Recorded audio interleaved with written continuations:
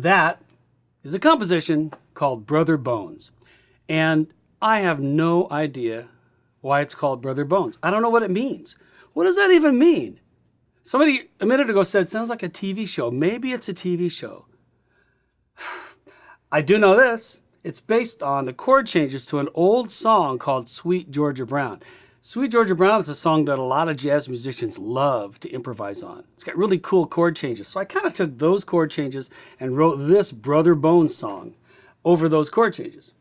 Now, it employs a style of piano playing called stride piano playing, where your left hand is doing double duty. You're playing the bass notes and kind of the guitar part. So you're doing this.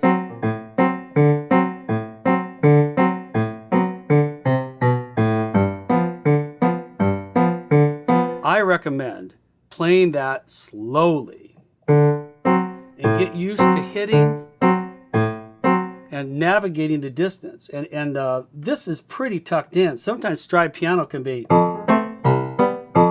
octave apart, you know. In this case, it's a little more manageable, but it's a little treacherous to hit the notes. And the notes are also pretty staccato.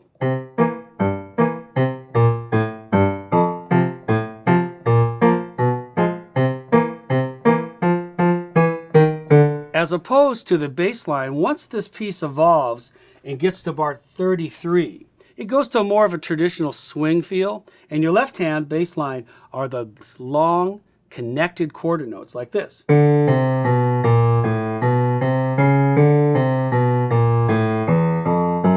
So it gets a little more modern there with the bass. It used to be bass players would play shorter notes. Even when they're playing walking, they might go ding, ding, ding, ding, ding, ding, ding. Then as the instrument evolved, they started to connect the notes more. Ding, ding, ding, ding, ding. That's what you do here. It does go back to the stride feel at the end of the song, and where your quarter notes will be a staccato again. In the right hand, we have to make sure that we're swinging these eighth notes. So in the jazz nomenclature, we write out pretty much straight eighth notes in the way we notate it, but we know that it has to be swing, which is why we put an indication here at the beginning of the music. Swing feel, 2 eighth notes equals a triplet eighth note. So we're going, particularly here, long, short.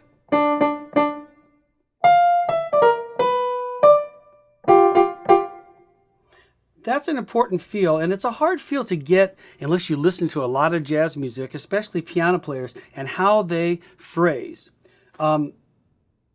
There's a phrase here in 49, when you have continuous eighth notes, that's where we really know if you know how to phrase jazz-wise. Right?